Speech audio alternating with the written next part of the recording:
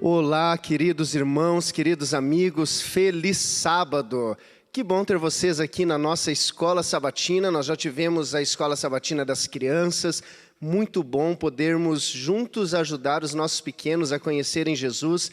Lembre-se do que a palavra de Deus diz: ensina a criança no caminho que deve andar, e mesmo quando for grande não se desviará dela. E agora chegou o momento de nós termos a nossa escola sabatina dos adultos, recapitularmos a nossa lição, e estamos felizes que você está conosco. Quero te pedir uma ajuda, um favor.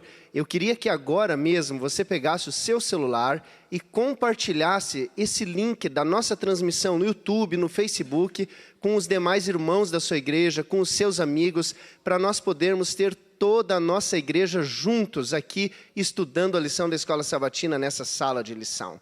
E hoje é uma alegria receber alguns amigos aqui na nossa sala especial de estudo da lição da Escola Sabatina, e eu quero cumprimentar cada um deles. Recebemos hoje o pastor Rogério Gurniak, que é o ministerial da nossa associação, departamental de mordomia também. Seja muito bem-vindo, pastor. Obrigado. Temos o pastor Charles Veiga, que é o pastor do distrito de Niterói. Eu vejo que a turma de Niterói está sempre no chat ali com tudo, né, pastor? Os jovens de Nite ali, eles são empolgados, né? E você é o pastor deles. Que bênção ter você conosco aqui na nossa sala da Escola Sabatina. E também o pastor Henrique Toledo, que é o pastor de jovens aqui dessa igreja, desse canal do YouTube que temos, a Igreja de Iguatemi, também com a sua igreja, com a sua juventude sempre conectada aqui, animada. É uma bênção poder ter os nossos amigos e colegas pastores aqui para o estudo da lição. Nessa semana, nós estudamos a lição número 3 desse trimestre já. E nós estudamos sobre a visão de Jesus e dos apóstolos sobre a Bíblia. E o nosso verso principal é um verso bastante conhecido, citado inclusive no programa Está Escrito por dezenas de anos, o texto de Mateus 4,4. Jesus, porém, respondeu: está escrito, não só de pão viverá o homem, mas de toda a palavra que procede da boca de Deus. E é sobre isso que nós vamos estudar antes, mas eu quero primeiro convidar você e os amigos que aqui estão para buscarmos a Deus em oração. Por isso, se possível, feche os seus olhos, vamos falar com Deus. Querido e amado Deus, obrigado por estarmos reunidos agora na Escola Sabatina e porque nós vamos começar o estudo da Tua Palavra. Por favor, que o Espírito Santo ilumine a mente de nós, os pastores que estaremos aqui fazendo essa transmissão, conversando sobre a lição e sobre a Bíblia, e ilumine também a mente de cada um dos nossos irmãos e amigos que está do lado de lá da tela, também participando dessa escola sabatina. Que sejam batizados pelo Espírito Santo, em nome de Jesus. Amém.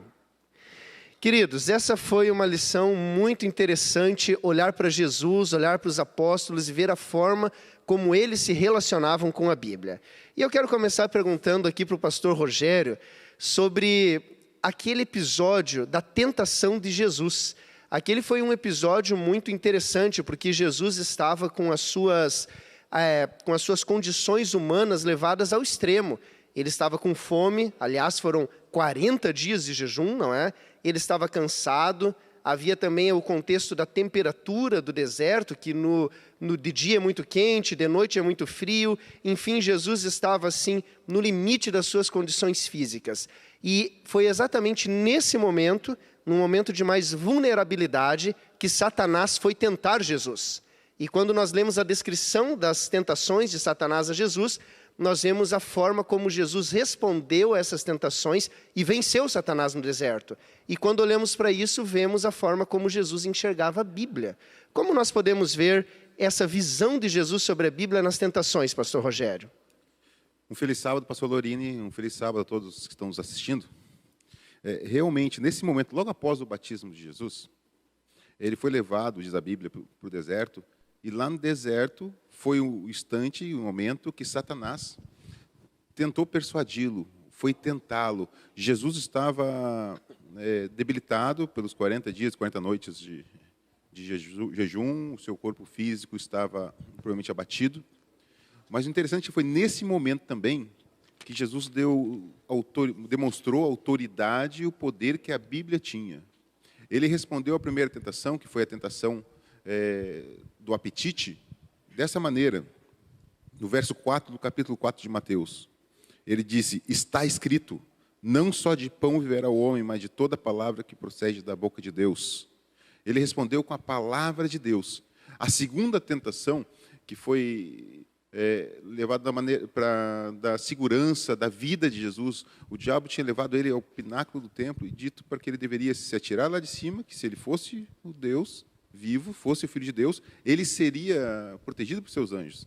E Jesus respondeu novamente: também está escrito, não tentarás o Senhor teu Deus. Interessante, meus queridos, que quando chegou a terceira tentação que o diabo fez, talvez tenha sido a mais terrível, a que poderia, de alguma maneira, pegar Jesus. Porque Jesus havia vindo a esse mundo para morrer por mim e por você. Ele veio morrer por todas as pessoas, todos os habitantes dos reinos desse mundo. E foi aí que Satanás chegou e disse assim: olha, você não precisa passar pela morte. Basta se prostrar e me adorar. E todos esses reinos, toda a glória deles, eu darei a você. E nesse momento, novamente, Jesus tomou a palavra e disse: está escrito, ao Senhor teu Deus adorarás, e só a Ele darás culto. O que isso traz para nós, meu querido, minha querida? Que nós podemos confiar totalmente no poder e na autoridade da palavra de Deus. O próprio Jesus, Filho de Deus, Deus com o Pai e com o Espírito Santo, tomou a palavra como autoridade para enfrentar o inimigo e as dificuldades que estavam vindo sobre ele. Agora, eu e você, que exemplos vamos seguir? Nós devemos, com certeza, usar a palavra. Ela tem poder, ela tem autoridade. Confie na palavra de Deus, assim como Jesus fez. Que legal. Nós podemos perceber que a vitória de Jesus veio pelo uso da palavra. E toda vez que Jesus usava a palavra, o inimigo se retirava, não é? E aqui é algo que nós podemos aprender e levar para a nossa vida, querido amigo. Toda vez que o inimigo te tentar, e eu sei que o inimigo te tenta, assim como me tenta de maneiras variadas, constantes, e às vezes a coisa não é fácil, mas lembre-se do exemplo de Jesus. Vença o inimigo com a palavra de Deus, com o está escrito. Mostrando também que Jesus, então, tinha uma compreensão e uma aceitação de que as Escrituras Sagradas eram a palavra de Deus, tanto é que o citou na tentação. Pastor Charles, seguindo com o nosso estudo, nós podemos avançar um pouquinho mais e analisar qual foi a compreensão de Jesus da lei de Deus.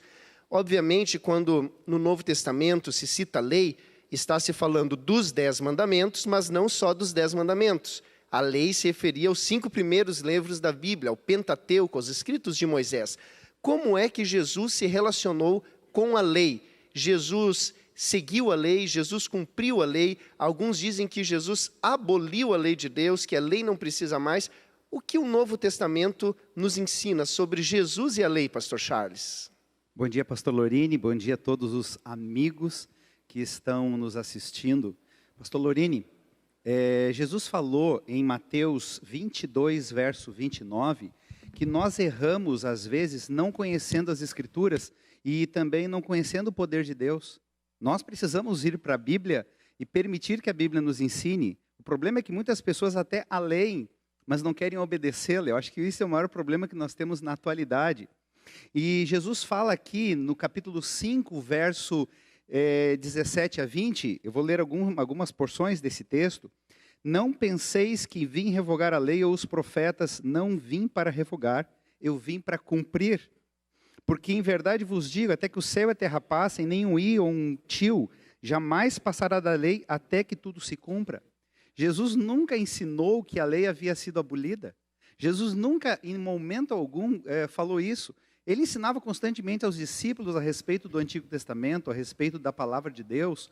Ele ensinava os seus discípulos e a nós sobre estas verdades. Como que ele, sendo o Deus que inspirou, ou mesmo escreveu com o seu próprio dedo a lei, iria aboli-la? Isso não tem lógica. Então veja, aquelas pessoas hoje que dizem que Jesus, pelo fato de ter feito uma cura no sábado, que é lícito fazer o bem aos sábados, teria abolido a lei, isso é um erro dizer isso. Ele mesmo diz que ele não veio para revogar, ele veio para cumprir. Portanto, eu e você também devemos cumprir e precisamos ter algumas atitudes que podem ser úteis para a nossa vida. Atitudes essas que vão nos ajudar a ter uma vida melhor, a ter uma vida mais sadia, salutar. Eu preciso procurar viver a lei e ensinar a lei. Jesus ali fala no verso 19 que se eu observar e ensinar, serei considerado grande no reino dos céus. Mas há aqueles que que não ensinam, tampouco observam e tampouco ensinam. Eu e você precisamos viver a lei e ensinar a lei. Portanto, as atitudes de não destruir a lei, de ensinar e de cumprir é parte para a nossa vida, assim como Jesus fez, pastor Lorini. Então, Jesus cumpriu a lei de Deus e nos deu o exemplo de cumprir. Às vezes as pessoas que argumentam de que Jesus aboliu a lei e até usam o texto que o pastor leu, Mateus 5,17, na verdade eles estão querendo fazer uma separação e muitas vezes fazer um ataque ao 4º mandamento sobre o sábado, dizendo que esse foi abolido. Mas, em relação aos outros, continuam. E nós vemos que toda a lei foi cumprida por Jesus e assim é dado o exemplo para que, como o pastor mencionou, nós também façamos. Pastor Henrique, outro ponto curioso sobre a lei é que tem gente que argumenta que a lei de Deus foi substituída. Os 10 mandamentos, de maneira específica, foram substituídos por 2, porque lá em Mateus 22, dos versos 37 a 40, Jesus disse assim: ame o Senhor seu Deus de todo o seu coração, de toda a sua alma, de todo o seu entendimento. Esse é o grande e o primeiro mandamento. E o segundo, semelhante a esse, é ame o seu próximo como você ama a si mesmo. Desses 2 mandamentos dependem toda a lei e os profetas. Então, alguns pegam essa passagem para dizer que os 10 mandamentos, ou que todo o Pentateuco, de maneira específica, ou até todo o Antigo Testamento, foram substituídos por 2 mandamentos apenas. É isso mesmo que Jesus está dizendo aqui, pastor Henrique? Bom sábado, pastor. Bom sábado também aos amigos que nos acompanham. Obviamente, quando nós entendemos e observamos a vida de Jesus Cristo e as suas palavras pela ótica correta, nós percebemos que, na verdade, Jesus Cristo ele não minimizou o Antigo Testamento com as suas declarações, ou mesmo aboliu os mandamentos que ali haviam sido declarados por Moisés, ou melhor, haviam sido recebidos por Moisés 1.500 anos antes desse encontro que ele teve com o intérprete da lei. Pelo contrário, quando Jesus Cristo fala sobre esses 2 grandes mandamentos, ele faz um resumo daquilo que havia sido revelado a Moisés. Perceba que, quando nós fazemos um resumo, por exemplo, de um livro que nós lemos, nós descrevemos com poucas palavras e palavras-chave o conteúdo que nós lemos naquele material. Assim, Jesus Cristo também fez um resumo com palavras-chave sobre aquilo que havia sido revelado nos mandamentos e do maior desejo de Deus, que é que nós tenhamos amor. Então, as palavras-chave de Cristo naquele momento revelam que os mandamentos dados por Deus a Moisés, lá no Monte Sinai, na verdade, consistiam em uma parte de amor para com Deus e também numa parte de amor para com o próximo. Os 4 primeiros mandamentos falam com relação à maneira como nós devemos nos relacionar com Deus. Nós devemos amar a Deus, nós devemos respeitá-lo, nós devemos obedecê-lo, e assim nós realmente demonstramos que o amamos. Além disso, os 6 últimos mandamentos também nos mostram que nós devemos agir para com o nosso próximo com amor. Então perceba que Jesus Cristo resumiu os mandamentos, não abolindo aquilo que havia sido declarado, mas apenas mostrando que o amor é a base dos mandamentos, o amor para com Deus e o amor para com o próximo. Além disso, pastor, amigos, nós vemos que Jesus Cristo citou ali a lei e os profetas. Essa também era uma maneira resumida de Jesus Cristo se referir às Escrituras, já que aquilo que nós conhecemos hoje como Antigo Testamento era a Bíblia que Jesus Cristo e os discípulos tinham ali disponível. E eles se referiam a esse material como lei e profetas, de maneira reduzida, mas é claro que nós tínhamos também no Antigo Testamento uma outra porção chamada de escritos. Então Jesus Cristo, naquele momento, cita uma referência a toda a Bíblia, e ele gabarita ali que a palavra de Deus, ela realmente era verdadeira, deveria ser seguida, e que os mandamentos eles poderiam se resumir no amor ao próximo e no amor a Deus. E também, por outro lado, pastor Henrique, alguém pensar que o amor diminui a lei de Deus é porque não compreendeu o amor. Porque, na verdade, o amor, ele amplia tudo aquilo que já está escrito. Em Mateus 5 mesmo, Jesus amplia. No mandamento não matar, ele diz que se alguém odiar o seu irmão, já está pecando. No mandamento sobre adultério, ele diz que se alguém olhar com intenção impura para uma mulher, já está quebrando o mandamento. Então, na verdade, o amor, ele não resume, mas o amor, na verdade, ele amplia, ele mostra o caráter de Deus que está por trás dos mandamentos, de todo o Pentateuco e de todo o Antigo Testamento também. Pastor Rogério, será que nós podemos escolher alguma parte da Bíblia e dizer, essa parte eu gosto, essa parte combina comigo, essa parte é adequada para o meu estilo de vida, então eu vou seguir. Já essa outra parte aqui eu não concordo tanto, eu acho que ela não é tão adequada, ou ela é mais pesada, então essa eu vou deixar de lado. Ao olhar a forma como Jesus se relacionou com as Escrituras, será que, seguindo o seu exemplo, nós podemos escolher partes da Bíblia para seguir e partes para não seguir? Pastor Lorini, eu vou usar como exemplo Lucas capítulo 24. A partir do verso 13 ali, contam uma situação. 2 discípulos, seguidores de Jesus, estavam voltando de Jerusalém a Emaús, triste pelos fatos que tinham acontecido. Jesus havia sido crucificado e eles estavam abalados psicologicamente, estavam tristes, chorando. Só que Jesus já havia ressuscitado. Naquele momento ele se aproximou deles e eles não o reconheceram. Por qual motivo a gente não consegue explicar, mas não o reconheceram. E ali Jesus começou a conversar com eles e começou a explicar para eles os fatos que tinham acontecido. A Bíblia diz que ele discorreu desde Moisés, passando pelos profetas, por toda a Escritura, mostrando o que se falava dele mesmo. Eu queria frisar um pouquinho para vocês a expressão toda a Escritura. Jesus não deixou, pastor Lorena, passar nenhum fato. Ele usava a Escritura de maneira clara, mostrando a todos que toda a Escritura era inspirada. O interessante é que no livro de 2 Timóteo, capítulo 3, verso 16, lá diz que toda a Escritura é inspirada por Deus. Toda, nenhuma parte. Assim como o pastor Henrique nos falou agora, que a Bíblia que existia para eles na época era o Velho Testamento, Jesus usou todo o Velho Testamento. Jesus usava fatos do Antigo Testamento como fatos históricos. Diversas vezes ele citou fatos do Antigo Testamento. Eu gostaria de usar só um exemplo. Em Mateus 24, que depois Jesus estava respondendo as questões dos discípulos, as perguntas deles, ele para complementar, no verso 15, ele cita o profeta Daniel como fato histórico. Para confirmar as suas profecias, ele cita o profeta Daniel e cita outros profetas muitas vezes. Nós temos que entender que Jesus cria em toda a Bíblia. Toda a Bíblia.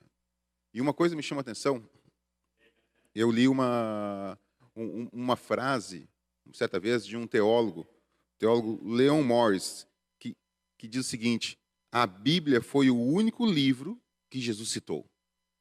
Jesus não precisava citar outros livros, outros autores. Jesus ficou somente com a Bíblia. Ele citava a Bíblia. E ele não acreditava que uma parcela ou outra deveria ser tirada, mas sim que toda a Bíblia é inspirada por Deus. E nós possamos ter essa mesma ideia. Então, nós temos realmente que olhar a Bíblia na sua totalidade, pois toda ela é a palavra de Deus e uma palavra que não deve ser mexida ou mudada. Pastor Charles, pegando até um gancho nisso que o pastor Rogério nos explicou, a Bíblia ela conta histórias, ela tem fatos históricos, ela narra a criação, ela fala de pessoas, ela fala de eventos, ela fala de datas, ela fala de lugares. Como é que Jesus olhava para esses escritos que estavam na Bíblia? E como é que ele enxergava esses escritos como algo histórico, como algo real ou como algo fictício? Qual que era a reação de Jesus, pastor? Bem, pastor Lorini, todo o Novo Testamento praticamente cita eventos, coisas do Antigo Testamento. Praticamente todos os autores do Novo Testamento fazem isso. E Jesus não é diferente. Ele cita muitos eventos históricos do Antigo Testamento. Por exemplo, ele cita lá no Éden que o homem e a mulher foram feitos por Deus, Deus os uniu. Ele fala do primeiro casamento.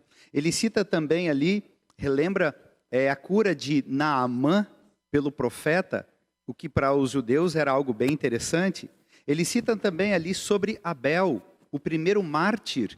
Ele fala de Abel, o justo. Então, esses e outros eventos são citados por Jesus, mostrando a relevância do Antigo Testamento e verdadeiramente como fatos históricos. Hoje ainda, pastor Lorini, há muitas pessoas que dizem que as histórias do Antigo Testamento, principalmente da criação, é uma história da carochinha. De forma alguma. Jesus mostrou a importância desses eventos históricos, mostrando que de fato ocorreram. Ele estava presente ali né, juntamente com todas essas situações do Antigo Testamento, e ele afirma, através das suas citações desses eventos, essas coisas. E uma que foi muito importante, e até hoje a gente vê os efeitos, foi o dilúvio. Jesus cita o dilúvio como um evento histórico muito importante. Inclusive, no seu último sermão, ele está orientando para que nós, nos dias que estamos vivendo, recorramos a esse evento histórico e lembremos de como foi a atitude daquelas pessoas anteriores ao dilúvio. Nós precisamos viver de maneira santa, de maneira agradável, nos preparando para a volta dele, uma vez que esses eventos foram reais. Portanto, Jesus cita todos esses eventos como sendo muito reais. Até aqui, então, amigos, nós percebemos que a forma como Jesus se relacionava com a Bíblia é uma forma que deve servir de exemplo para nós. Ele usou a autoridade e o poder das Escrituras nas tentações contra o inimigo, ele reconhecia que a totalidade da Bíblia era importante, ele citava os eventos e as pessoas da Bíblia como histórico, ou seja, ele tinha uma aceitação total e plena das Escrituras como a palavra de Deus. E será que isso já foi seguido pelo seu público primário, os discípulos, pastor Henrique? Como é que os discípulos e os apóstolos seguiram esse exemplo de Jesus e se relacionavam com a palavra? Pastor, existem muitas pessoas que anulam o Antigo Testamento e dizem que apenas o Novo Testamento é que deveria ser seguido pelos cristãos nos dias de hoje. Porém, quando nós analisamos os escritos do Novo Testamento, nós percebemos que o Novo Testamento está recheado de referências específicas ao conteúdo que estava escrito no Antigo Testamento, a Bíblia que eles tinham naqueles tempos. Além disso, em várias passagens escritas pelos apóstolos, nós vemos eles utilizando a mesma técnica que Jesus Cristo utilizou para fugir das tentações lá no deserto, como o pastor Rogério já citou. Eles dizem em vários momentos, está escrito. Mas talvez uma referência que mais possa nos chamar a atenção, e nós encontramos na lição dessa semana, foi a referência de Paulo ao falar sobre a experiência dos israelitas lá no Egito, na época do Êxodo. Ele diz que a Escritura dizia a Faraó. Queridos, nós sabemos que ao lembrar dessa história, nós vemos Deus falando a Faraó por intermédio de Moisés. Ou seja, para os apóstolos não existia diferença entre a Bíblia e a palavra de Deus. Elas eram uma só. A Bíblia é a palavra de Deus. O próprio apóstolo Pedro, ele cita na sua primeira epístola, no versículo 16 do capítulo 1, está escrito, sede santos porque eu sou santo. Além disso, o próprio apóstolo Pedro, em outra passagem, diz o seguinte, bem conhecida essa daqui. Em 2 Pedro, aliás, 1 versículo 20 diz, sabendo primeiramente isto, que nenhuma profecia da Escritura provém de particular elucidação, porque nunca jamais qualquer profecia foi dada por vontade humana. Entretanto, homens santos falaram da parte de Deus, movidos pelo Espírito Santo. Ou seja, para os apóstolos, assim como para Jesus Cristo, a Bíblia é a palavra de Deus. É um grande exemplo que podemos aprender com os apóstolos e também com o nosso Senhor Jesus. Muito obrigado aos pastores pela participação, pelas contribuições no estudo da lição de hoje, na recapitulação dessa semana. E eu quero terminar agora falando um pouquinho com você, que está em casa. Você sabia que tem muitas pessoas que olham para a Bíblia como um livro normal? Elas até conhecem a Bíblia, têm o conhecimento técnico sobre a palavra de Deus, mas elas não acreditam na Bíblia. Perdoe a minha redundância, mas dá para acreditar nisso? Que as pessoas conhecem a Bíblia, mas não acreditam na Bíblia? E eu estou falando de pessoas que não são cristãs e, infelizmente, de até algumas pessoas que são cristãs, que olham para o relato da criação e já não acreditam que foi exatamente como a Bíblia diz, que olham para o relato de Abraão levando Isaque ao Monte Moriá e não acreditam que foi exatamente assim, que ele de fato levou o filho para sacrificar ao Senhor. Não acreditam no dilúvio, não acreditam nos profetas. Tem gente que lê os milagres de Jesus e ficam inventando explicações para dizer que Jesus não fez com um poder sobrenatural. Tem gente que não acredita nem sequer na ressurreição de Jesus. Dá para acreditar nisso?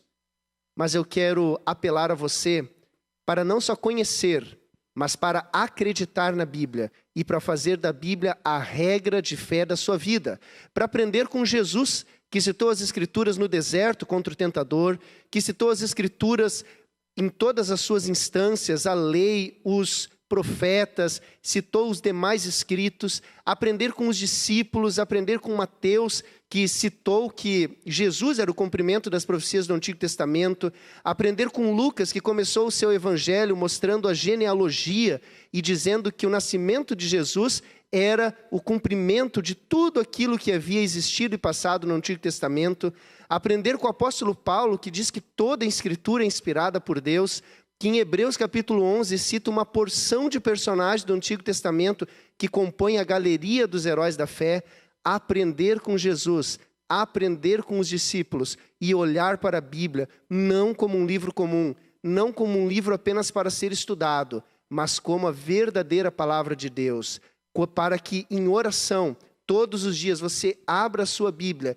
e escute Deus falando com você e iluminando o seu caminho até a vida eterna. Que Deus te abençoe, siga firme, buscando cada vez mais a Bíblia, porque a palavra de Deus diz, não só de pão viverá o homem, mas de toda palavra que vem da boca de Deus. Um feliz sábado a todos.